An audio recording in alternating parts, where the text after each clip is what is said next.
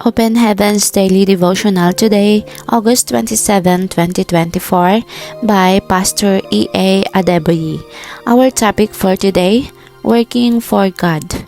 Our memorize we can read in the book of John chapter 6 verse 28 says, Then said they unto him, What shall we do, that we might work the works of God? Our readings we can read in the book of Hebrews chapter 6 verse 9 to 14. But beloved, we are persuaded better things of you, and things that accompany salvation, though we thus speak.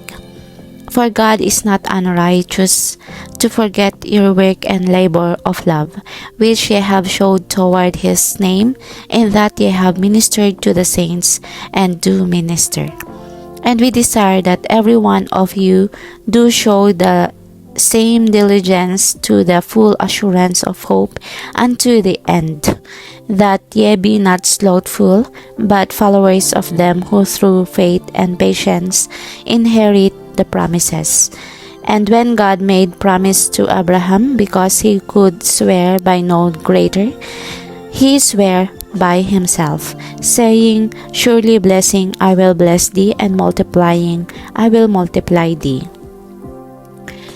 Our daddy's message to us tells that when he got born again in the Redeemed Christian Church of God, those that serve in the church were not called workers.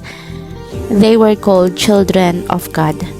There was a reason behind that. When a child gets to his father's house and sees that things are not placed where they should be, he or she naturally starts putting things right. However, when a visitor came into the same house, he or she will simply find a place to sit and remain there. If you see God as your Father, whenever you get to his house, you will do whatever you can to make things work smoothly. We wouldn't go to our Father's house and not care about the outlook and advancement of the place. There are many benefits of being a worker in God's house. One of them is stated in 2 Timothy chapter 2 verse 6. The husbandman that laboureth must be first partakers of the fruits, because we are a husbandman, one who is cultivating the land to produce fruits for everyone. We will be the first partakers of those fruits. In other words, when we work to make services run smoothly, you will be the first partakers of the blessings and miracles that happen in those services. No one works for God without getting a reward. In Hebrews chapter 6 verse 10 says it clearly, For God is not unrighteous to forget your work and labor of love, which ye have showed toward his name, in that ye have ministered to the saints, and do minister.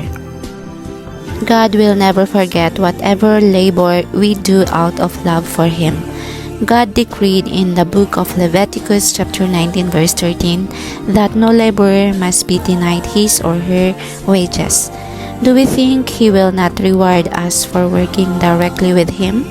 Our wages when we work for him include protection, provision, a sound mind, deliverance, speedy answers to prayers, and a whole lot more.